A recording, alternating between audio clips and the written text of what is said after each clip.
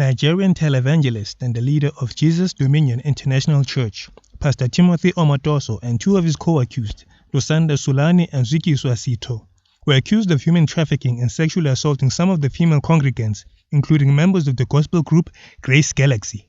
They then got arrested, detained, and sent to prison and stayed there for about 8 years, showing that the prosecution had a strong case, and having state witness Cheryl Zondi testify against them over and over to the point of crying on the stand because of their trauma. She broke down during her testimony. He was having the time of his life, laughing while he was doing this. I was in such shock, I just lay there paralyzed. Let's not forget about another key witness called Pamela Mabini, a community activist and whistleblower who was supposed to testify against him. I'm using the word was in past tense because she was shot and killed. I guess the church itself doesn't just pray for people, but it also preys on people. Stand up. We need to work together. We need to stop abusing and assaulting people that are trying to make good in this country. Because people assaulted me. They've been insulting me, naming me, calling me by names. I don't know whether by doing a good thing is it a sin. And the people, they need to understand that this is, I'm not getting I'm not getting paid for what I'm doing. I'm doing it out of my heart. And for my foundation to take care of these young girls, because they've got nowhere to cry on. And I have to avail myself. I'm there. I'm calling Minister that we look at OMOTOSO'S, as you did stated before, that he's getting a preferential treatment. We need to look at that. And we need to affirm and stand for that he needs to feel that he's in jail.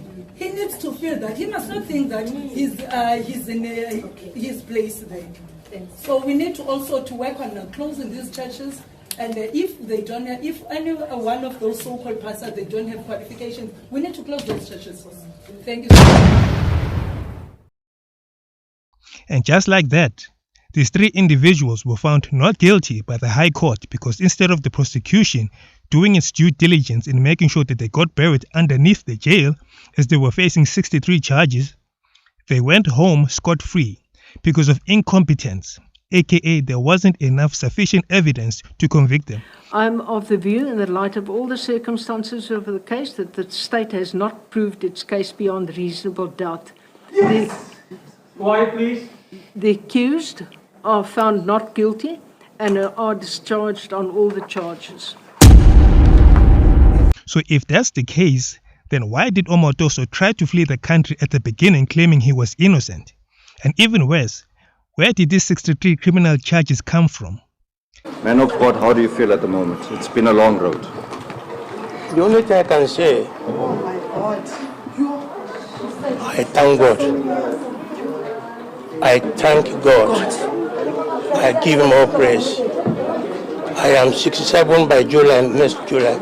I've been in prison for 80 years. For 80 years. Are you looking to maybe, take legal action forward, seeing as you're not guilty and you've spent so many years? I think it's better for me to rest first. Yeah. I've been in prison for 80 years at this age. So I think we should give some time for that. Pastor, sorry, what's the first thing you want to do when you get out of prison after 8 years? Only God can tell me. When it is time, God will speak to me. So now he's going to be deported back to Nigeria, and these two women are going to return back to having normal lives, even though I doubt that, as the church itself has been shut down, while Cheryl Zondi is going to be scrutinized, vilified, and be accused of lying, and will never ever live down this traumatic event. Lies and all sorts of fabrications spread about us online when we're walking down the street. Our lives have never been the same after coming out about this. And one has to wonder, so this is what the last 8 years of our lives has come down to.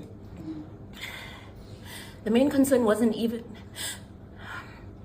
the knowing of what he did to us. It's knowing that he's not going to stop. He's going to continue doing this to other women and other girls. And that's what we wanted to stop. That's what we wanted to prevent. To say it ends with us and it's not going to go any further. But he's not going to stop. It's in his nature. And I feel that this is kind of enabling to him. I think things may only get worse from here. Definitely going to be more pompous and believe that this is an act of God. And it's not. I think we're all familiar with the fact that evil prevails in this world. And it's really unfortunate.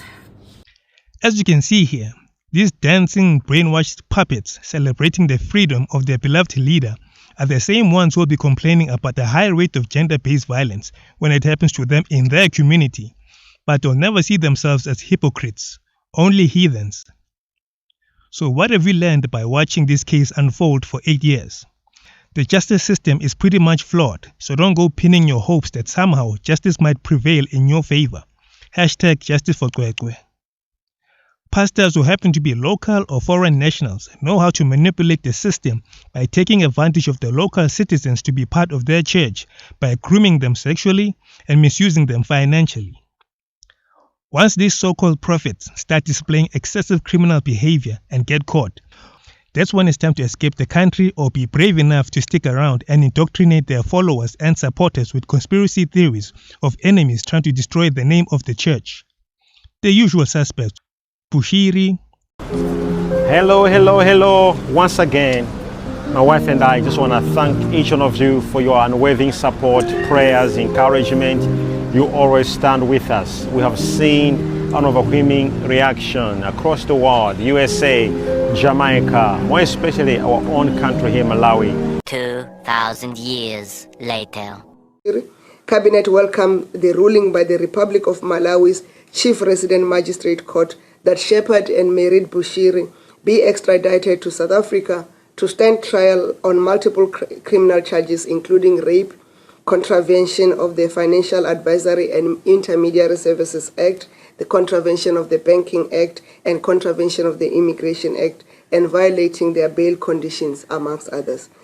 TB Joshua. The God I was introduced to is evil. This is the same God that would sleep with us. This is the same God that would beat us up. You have no idea of what I went through. Everybody wanted the privilege to meet this big giant called TB Joshua. Nothing is as strong as love. I love you. Stephen Zondo. Lawyers for Pastor Bishop Stephen Zondo have argued that Judge Papi Mosopa is automatically disqualified from presiding over his matter because he already believes the pastor is guilty of rape. The leader of the Rivers of Living Water Church faces several counts of rape and sexual assault of his congregants and staff. One of the victims was just 7 at the time of the alleged rape. Zondo is applying for Judge Mosopa's recusal after he dismissed his application for a discharge. So there you have it. Thanks for watching and listening, and I'll see you in the next one.